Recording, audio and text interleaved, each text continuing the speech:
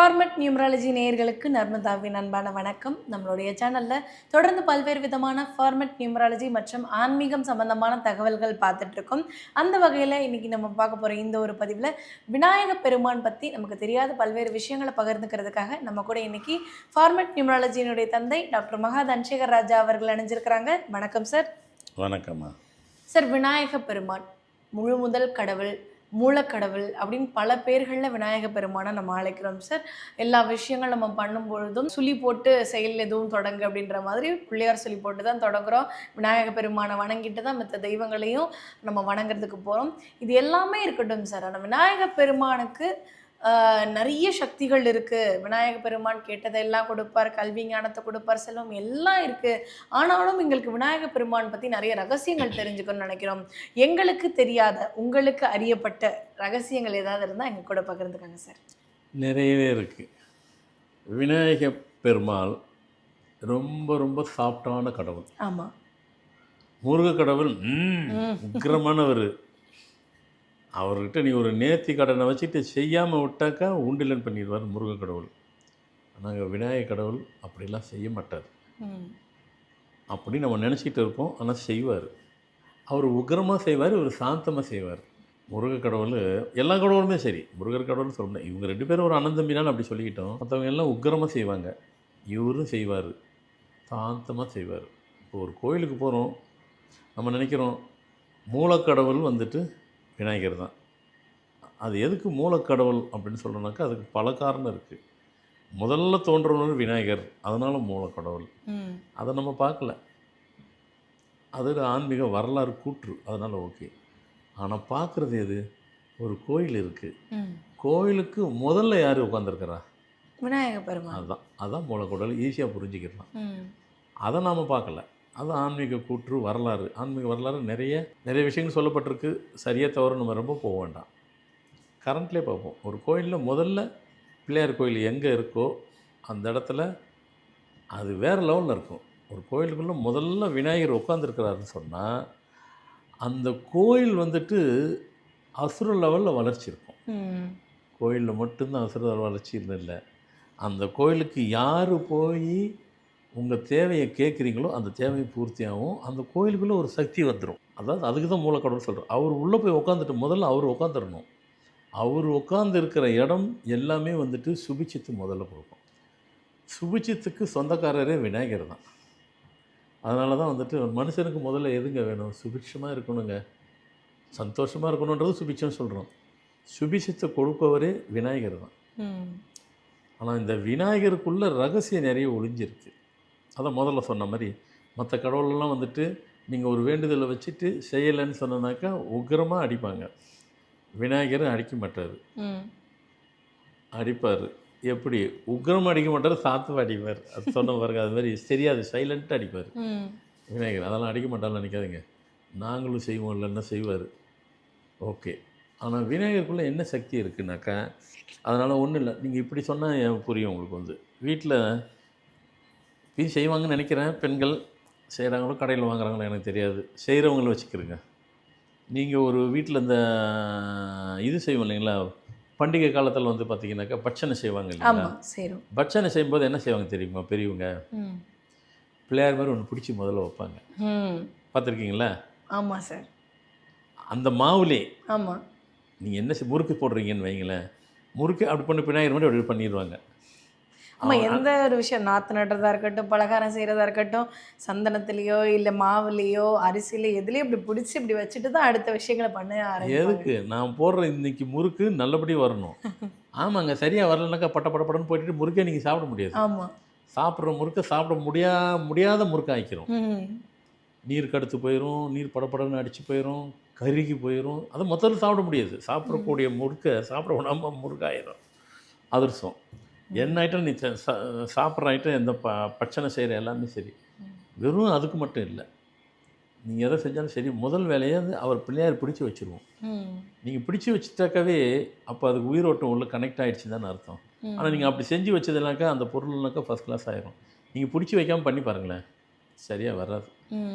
சீடை போட்டுங்க, வரவே இல்லை சீடை போட்டால் யாருக்கு சரியாக வரலைங்கன்னு அது வர்றது. ஆனால் அப்படின்னு சொல்ல முடியாது. அந்த பக்குவம் இருக்குது. அழகாக பண்ண வந்து அது மாதிரி அதிர்ஷ்டம் எல்லாத்துக்கும் வந்துடுறது. பக்குவம் இருக்குது. உங்களுக்கு 1000 பக்குவம் இருக்கட்டும், நீங்கள் பிள்ளையாரை பிடிச்சி வைங்க, எல்லாமே சரியாயிரும். இந்த பிள்ளையார் என்ன சொல்ல வராரு அப்படின்னாக்கா, நீங்கள் என்ன சந்தனத்தில் பிடிச்சி வச்சாக்கா எதற்காக வைக்கிறீங்களோ, நான் அங்கே சந்தனத்திலாவே இருந்து என் சக்தியை காமிச்சு உங்களுக்கு சக்ஸஸ் பண்ணுறேன். நீங்கள் மாவில் பண்ணாலும் சரி, நான் அதுவாக ஆயிடுவேன். நீங்கள் எதை பண்ணுறீங்களோ அதுவாக நான் ஆயிடுவேன். அதே மாதிரி ஒரு கல்லில் விநாயகர் இருக்குது. அந்த கல்லில் விநாயகரத்தை நீங்கள் அந்த விநாயகரை வச்சுக்கிட்டு மந்திரத்தை சொல்கிறீங்க. மற்ற கடவுளுக்கெல்லாம் நீங்கள் மந்திரம் சொன்னீங்கன்னாக்கா அந்த மந்திரம் வந்துட்டு வேலை செய்யும். அந்த இடம் ஃபுல்லாக ஸ்ப்ரெட் ஆகும், உங்களுக்கு காரியம் நல்லா நடக்கும், எல்லாமே சரி. மற்ற கடவுளுக்கு, விநாயகருக்கு மட்டும் அந்த மந்திரம் நீங்கள் கல் விநாயகரை வச்சுக்கிட்டு சொன்னீங்கன்னாக்கா அந்த மந்திரம் எல்லாம் கல்லுக்குள்ளே இறங்கிடும். அந்த கல்லுக்குள்ளே இறங்கி இறங்கி இறங்கி இறங்கி இறங்கி நீங்கள் எதற்காக ஜபிக்கிறீங்களோ, எதற்காக மந்திரத்தை சொல்லி அந்த கல் விநாயகரை பண்ணுறீங்களோ, அந்த கல் விநாயகர் உங்கள் ஆயுசை கூட்டுவார். ஸோ அதனால தான் களிமண்ணில் பிடிச்சி வச்சு விநாயகர் சதுர்த்திக்கு முன்னாடி அந்த 7 நாள் வழிபாடு பண்ணி பூஜை புலஸ்காரம்லாம் பண்ணுறது. அந்த ஒரு அதுதான் விஷயத்துக்காக. களிமண்ணில் வைக்கிறது. நான் சொல்கிறது கல்லில். இல்லை சார், ஒரு கல் மண் எதில் ஆமாம் பிடிச்சாலும் ஆமாம் விநாயகர் வர்றாரு அப்படின்னு ஆமாம், அது உண்மைதான். அது கருங்கல்லில் வச்சு பண்ணீங்கன்னு வச்சிங்களேன், வாய்ப்பே இல்லை. அந்த மந்திரத்தை ஃபுல்லாக உள்ளே வாங்கிடுவார். அவ்வளோ மந்திரத்தை நீ வாங்கிட்டு அந்த பிள்ளையாரை நீங்கள் எங்கன்னா போகும்போது அதை கையில் கொண்டு போகணும். நீங்கள் பெரிய, அதாவது சின்ன சின்ன விஷயத்தெல்லாம் கொண்டு போகாதீங்க. ஒரு பெரிய காரியம் நடக்கணும், அவரை கையில் எடுத்துக்கங்க, அங்கே போங்க, அந்த காரியத்தை நடந்துடும். ஏன்னாக்கா மொத்த மந்திரம் அவர் உள்ளே அவர் பெட்டகமாக உள்ளே வச்சுருக்கிறாரு. அந்த மந்திரத்தை நீங்கள் ஒன்றும் சொல்ல வேண்டாம். அந்த பிள்ளையார் எடுத்துக்கிட்டு காதில் வச்சு பாருங்கள். இந்த சங்கு, வலம்புரி சங்கு இருக்குது பாருங்கள், காதில் வச்சு ஒரு சவுண்டு வரும் பாருங்கள். அந்த சங்கு அந்த சவுண்டு இந்த பிள்ளையார்கிட்ட இருக்கும். சங்கு மாதிரி பிள்ளையார்கிட்ட இருக்கும். அந்த சங்கு என்ன அந்த சத்தம்னு கேட்டிங்கன்னா, நீங்கள் சொல்லப்பட்ட மந்திரம் சவுண்டாக மாறும். ஆனால் நீ பிள்ளையார் போயிட்டு கடையில் வாங்கிட்டு வந்துட்டு உடனே 2 மந்திரம் சொல்லி காதில் வச்சுட்டு அதை வந்துடாது. கொஞ்சம் நாள் ஆகணும், கொஞ்சம் வருஷம் ஆகணும், உள்ளே இறங்கணும். அது நீங்கள் கொடுக்குற மந்திரம் பிள்ளையார் கூப்பிட்டு உள்ளே இறங்கணும். இறங்கினதுக்கப்புறம் தான் நீ சொல்கிற மந்திரம் அப்புறமா உள்ளே வாங்க வாங்க வாங்க தான் வேறு லெவலில் வேலை செய்யும். நீங்கள் அவரை கையில் கொண்டு போனாலும் சரி, கொண்டே போகாமல் உங்கள் இடத்துல வச்சுக்கிட்டு போனாலும் சரி. ரொம்ப வருஷம் ஆயிடுச்சுன்னா கொண்டு போகணுன்னு அவசியம் இல்லை. ஒரு யாகம் பண்ணால் என்ன பவர் கிடைக்குமோ அந்த பவர் நீங்கள் அவர் பூஜை பண்ணால் இருக்கும். இது ஒரு பெரிய ரகசியம். அந்த கல் இவர் வந்துட்டு பல 1000 வருஷம் கூட அப்படியே இருக்கும். விநாயகருக்கு மட்டும்தான் அந்த சக்தி இருக்குது.